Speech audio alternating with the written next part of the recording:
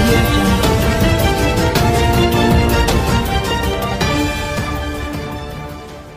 తర్వాత నేను ఒక రెజల్యూషన్ పెట్టడం జరిగింది. To constitute a committee to enquire into the irregularities during the recent tour of Ma delegation to USA. 2. General Secretary is hereby authorized to ensure the office of Ma functions as per the bylaws. 3. General Secretary is hereby requested to overhaul the office machinery to improve efficiency in wake of complaints from members. ఇది నేను పెట్టిన resolution general secretary.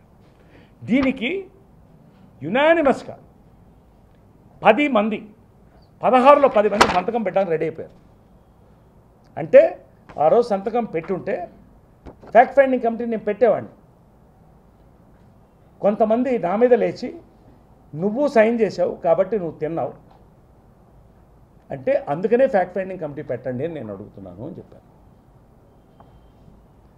Fact finding committee పెట్టండి. నేను ఇంత డబ్బు ఉంది, నేను గొప్పవాడిని, నేను తిన్నాను చెప్పట్లా.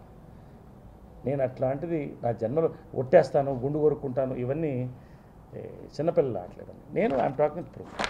మొత్తం ఎగ్జిక్యూటివ్ సంతకం చేతులు ఎత్తి సంతకం పెట్టడం పరిస్థితి ఒక భయంకరంగా ఒక వాతావరణం క్రియేట్ చేయడం జరిగింది. అందరూ ఉన్నారు ఇక్కడ డిగ్నిఫైడ్గా మాట్లాడుతుంటే కూడా పెట్టడం జరిగింది.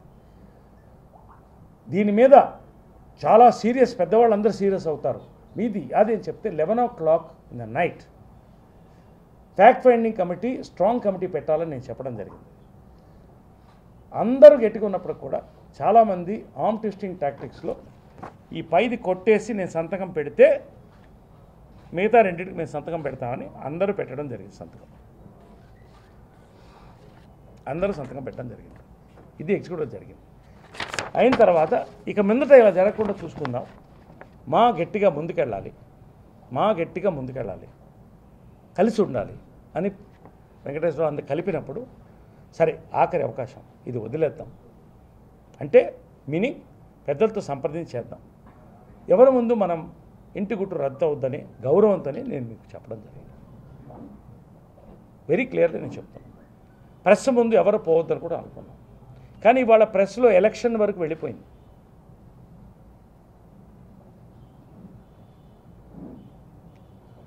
రెస్పాన్సిబుల్ చైర్లో కూర్చున్నప్పుడు ఇది స్వార్థంతో చేస్తున్నారు, ఎలక్షన్కి పోవాలని చేస్తున్నారు. నేను చెప్తున్నాను, ఎలక్షన్కి ఒకవేళ వెళ్ళాల్సి వస్తే ఖచ్చితంగా వెళతాం. మెంబర్స్ నిర్ణయిస్తారు. నేను ప్రెసిడెంట్గా పోటీ చేయను. ఇప్పుడేమంటావు? ఎవరన్నారో వాళ్ళకి చెప్తున్నా. 1.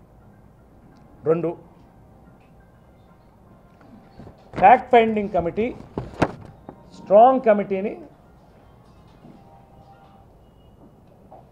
అవసరమైతే రిటైర్డ్ ఐపీఎస్ ఆఫీసర్తో కూడా సంప్రదించి ఒక స్ట్రాంగ్ ఫ్యాక్ట్ ఫైండింగ్ కమిటీని పెట్టడానికి, అంటే తప్పు జరిగిందని కాదు, ఇప్పటికీ మేము చెప్తున్నాం తప్పు జరిగి ఉండొచ్చు, జరగకపోయి ఉండొచ్చు.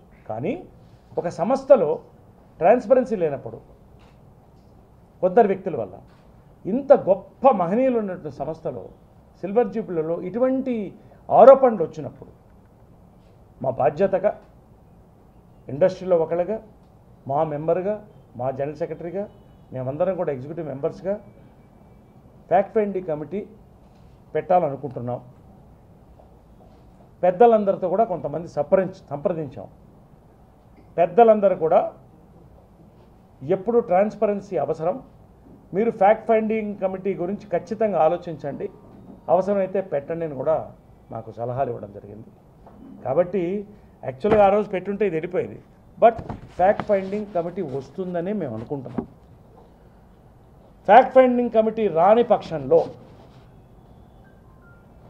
మేము ఇప్పుడు ఇదివరకే నేను ఫారిన్ టూర్స్కి దూరంగా ఉంటున్నా. ఫారిన్ టూర్స్తో ఎటువంటి ఇన్వాల్వ్మెంట్ టిల్ అన్నీ క్లియర్ అయ్యేంతవరకు సేమ్ ఈవెంట్ మేనేజర్తో సేమ్ ఇష్యూతో వెళ్ళినప్పుడు మేము దాంట్లో ఇన్వాల్వ్ అవ్వము. తప్పు జరిగింది కాదంటుంది, సిస్టమేటిక్గా జరగలేదు. దీనికి సిస్టమ్ తెలిసిన వాళ్ళం, ఒక యూనిటీతో ఉన్నవాళ్ళం దూరంగా ఉంటే మంచిదని మా ఉద్దేశం. ఎలక్షన్ గురించి మేము ఇప్పుడు మాట్లాడాం, ఎలక్షన్ వచ్చినప్పుడు మాట్లాడతాం. ఎవరిని ఉండాలో ఆ స్థానంలో, ఎవరుంటే గౌరవం దక్కుతుందో, ఎవరుంటే ఇటువంటి సమస్యలు ఎదురుకాకుండా ఉంటాయో ఖచ్చితంగా వాళ్ళే ప్రెసిడెంట్గా వస్తారు. ఇంకొక 6 నెలలు ఉంది. నేను అమ్మతోడు, నాకు ఆ ఇంట్రెస్ట్ లేదు,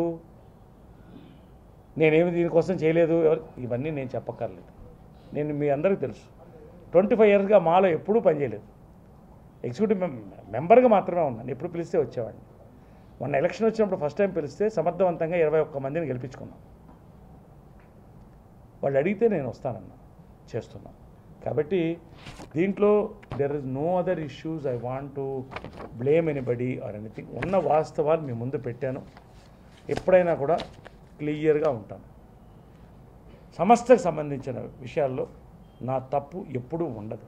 పెద్దలందరూ ఏ నిర్ణయం తీసుకుంటే నేను రాజీనామా చేస్తానో హంగామా చేస్తానో నేను మాట్లాడట్లేదు. గుండు గీక్కుంటానో గొరుక్కుంటానో మీసాలు నేను చెప్పట్లేదు. మీడియాని నేను గౌరవిస్తాను, ప్రజాస్వామ్యాన్ని గౌరవిస్తాను, ప్రజాస్వామ్య పద్ధతులు నడుచుకుంటాను. నేనున్నంత వరకు అన్యాయం ఇక్కడ మాకి జరగనివ్వను. నాకు అవసరం లేదు. ఇది క్లియర్గా మేమందరం, నా ఒక్క మాట కాదు, మొన్న మాలో 16 మందిలో 10 మంది చెప్పినటువంటి మాట. వాళ్ళందరూ బాధ్యతగా 26 మంది సిద్ధంగా ఉంటే వాళ్ళందరూ మాటగా చెప్తున్నాను. We will go ahead with మా సంతోషంగా. ఎక్కడ డిస్ప్యూట్స్ అనేది రావు. ఉన్న వాస్తవాలు, ఈ ట్రాన్స్పరెన్సీని ఎలా తీసుకురావాలని ఇండస్ట్రీ పెద్దలు ఉన్నారు, వాళ్ళందరూ ఆలోచిస్తారు. వాళ్ళందరికీ మేము చెప్పిన వివరణ మీకు చెప్పాల్సిన బాధ్యత మాకుంది. వాళ్ళెవరో రాస్తే, వాళ్ళెవరో అడిగితే నువ్వు ఎలా సమాధానం చెప్తావు అని నేను చెప్తాను. ఎప్పుడు కూడా మీకు ట్రాన్స్పరెంట్గా ఉంటాను. ప్రెస్ మీట్కి పోవద్దు అనుకున్నాం, పొద్దున్న ప్రెస్ మీట్ పెట్టి కొన్ని ఇష్యూస్ వచ్చాయి కాబట్టి ఐ హ్యావ్ టు టాక్. లేకపోతే ఇప్పటికే నన్ను ఒక పక్కన మా స్థాయి దిగజారుతూ నన్ను నరికేయాలనుకోవడం, ఒక ఇమేజ్ని, ఏ పాపం ఎరగని వాడిని ఇంతమందిని పక్కన పెట్టడం అనేది మంచిది కాదు. దీనికి నిర్ణయం ఇండస్ట్రీ తీసుకుంటుంది, పెద్దలు తీసుకుంటారు. ఏంటండి, వీడియో నచ్చిందా? అయితే ఓ లైక్ వేసుకోండి, లేదంటే ఓ కామెంట్ చేయండి. ఎప్పటికప్పుడు మా వీడియోస్ చూడాలంటే సబ్స్క్రైబ్ చేసుకోండి.